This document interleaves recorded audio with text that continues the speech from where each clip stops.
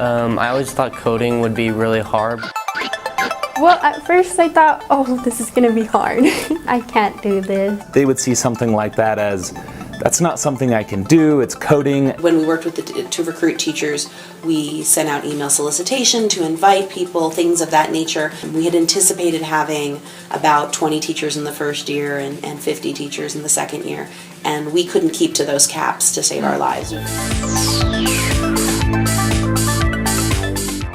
Project Stitch is a really cool way of learning about circuits. Instead of doing the boring stuff you normally do in science class, we bring in really fun materials like felt. Sometimes it feels more like art, but then we program microcontrollers, little tiny computers that you can actually wear on your clothing to do cool stuff like sense temperature or notify your teacher when you're texting on your phone.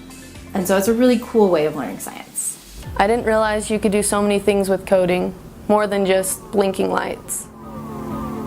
I was worried that students were going to say, I don't know how to sew, I don't want to learn how to sew, and I'm just not going to do it.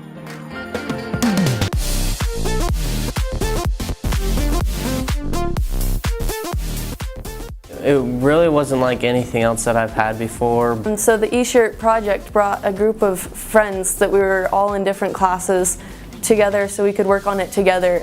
I think it was surprising how much I enjoyed coding. We did this little light up circuit that we would have to program it.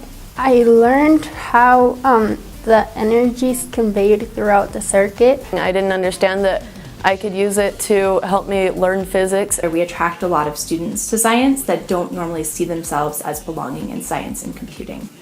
So many kids, when I would go into the classrooms and do interviews, they would just come up to me and go, this is the best thing we've ever done because I have a project that's mine. For the last 3 summers, we have been running professional development workshops. The first project is a paper circuit that students use to rapid prototype series and parallel circuits.